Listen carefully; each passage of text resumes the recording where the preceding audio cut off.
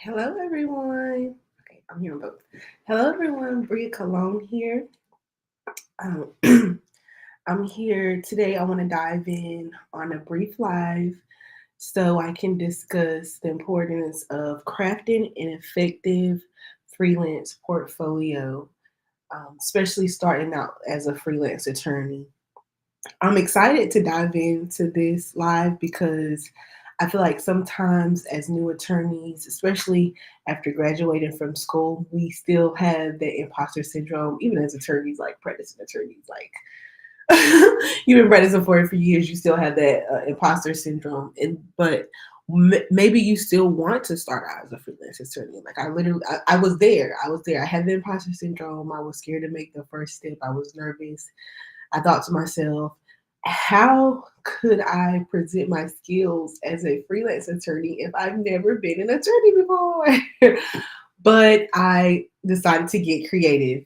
And this is what I want to talk about in this live with you guys. If you're in the same predicament, the the importance of being resourceful in this journey, your freelance journey, similarly to what I was discussing yesterday, you'd be surprised with how you can utilize the resources that you already have to advance your freelance attorney career. Um, and so I wanted to start out about some of the key sections of a freelance portfolio that you can have. So, one, I want you to kind of put where the lens of your client and when you're like, what would you do if you were hiring a freelance attorney? What would you be looking for? What would you want to know about the person in terms of the work they've done, or maybe a little bit of their values and their missions, and how that may align with your firm, and how that can be able to captivate a relationship that can move onward to an interview or a consultation of such to be able to see if your values align. And then you don't know, you never know, that may just be your first client, or that may be how you um, get a lot of your clients that way, through having that social proof or having that portfolio that represents you and what you do and what you want to provide and the value that you provide as a freelance attorney. So, um, the first one, which is kind of superficial, and I think that's usually in any type of introduction, a professional introduction, such as a resume or what have you.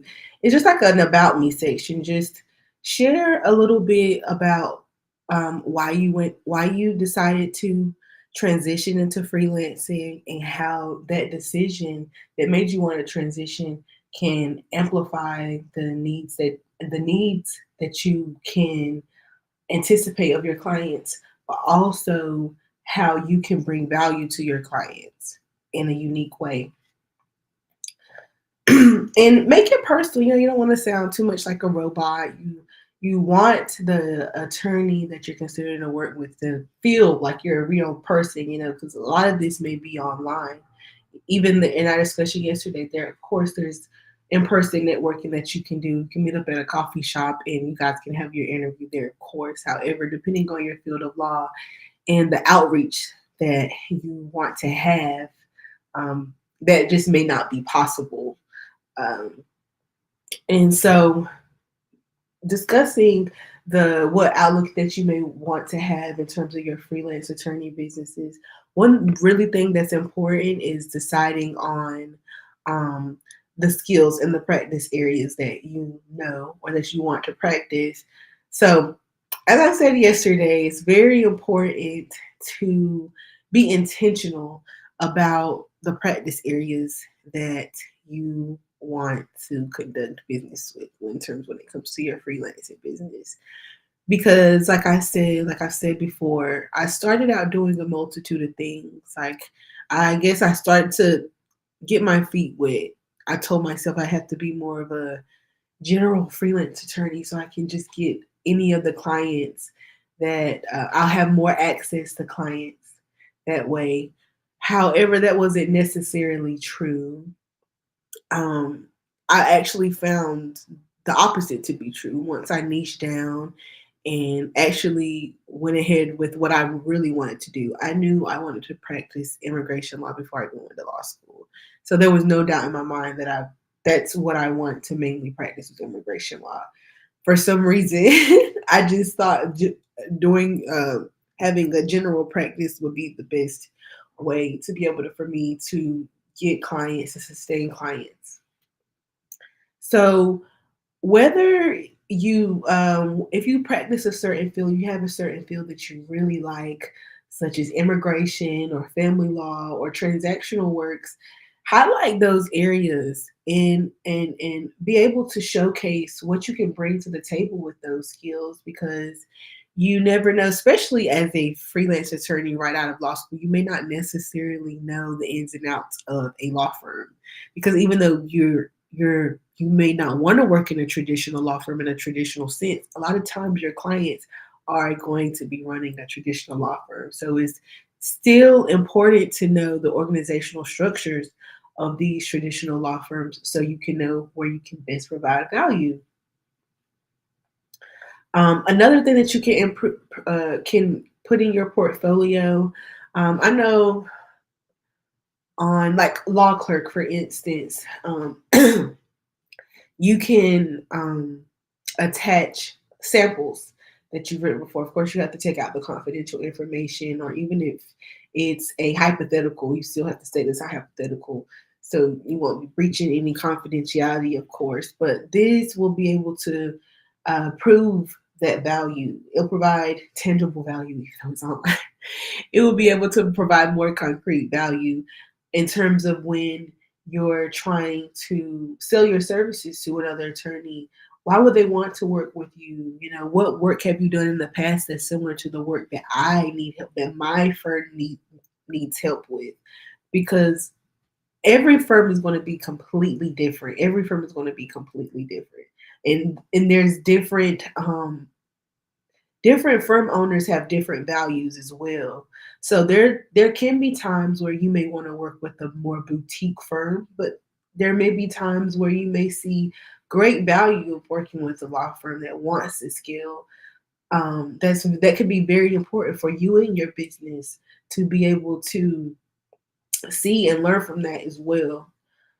And then also too, testimonials, if you have them. Social proof is very powerful. And like I said yesterday in yesterday's live, referrals are extremely valuable. They may not lead to an instant result.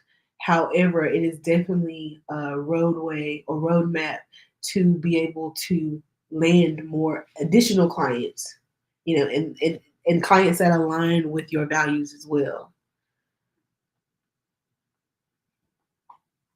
So creating an online portfolio, I do want to, I guess,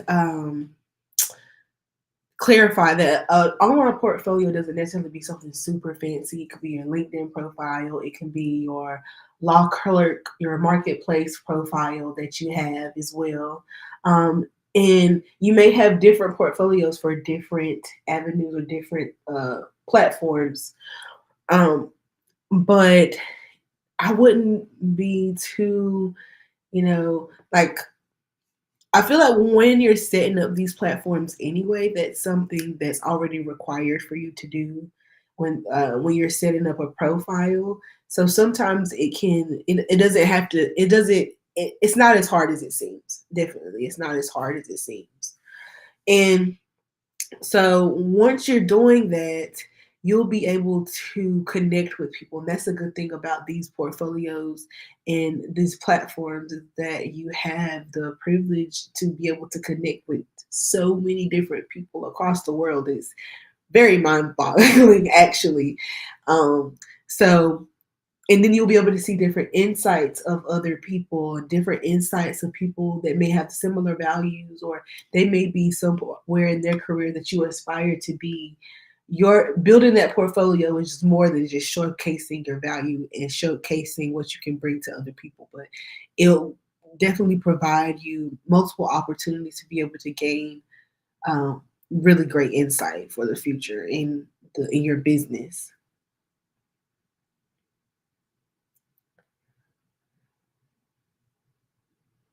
So I also want to talk about how to make your portfolio more compelling.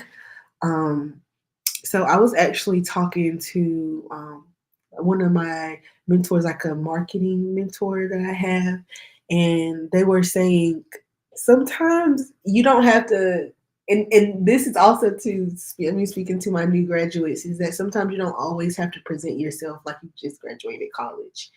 And even with some of my platforms, I do need to update them. I'm going to update them and kind of change that message a bit because yes, I graduated school and it's like, I'm not even a new graduate anymore. I graduated almost 3 years ago. So I don't have to have that feeling that I have to be in such of a shell. Like sometimes you may feel like you had to be in the shell when you were in school. It's the entire different playground. It's the entire different playground. So you can be a lot more creative with how you present yourself to the community and the people that you want to work with as well.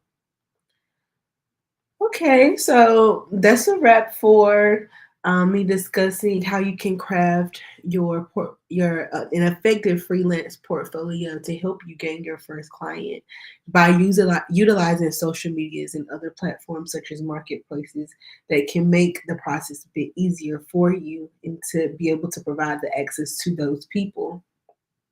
Remember, a strong portfolio is about building trust. So highlight the things that you've done really well. Get testimonials or get insight that from, even like I said yesterday, from people that you worked for in a different capacity, not necessarily as an attorney, because they still know your work ethic. Especially in terms if you are working in the field of law that you're interested in and the niche that you want to work in. If you want to start building your portfolio and you need assistance, you can always download our free guide on how to become a freelance attorney, or you can also book a consultation with me so we can help plan out the portfolios that you may need to get the clients that you want. Until next time, bye bye.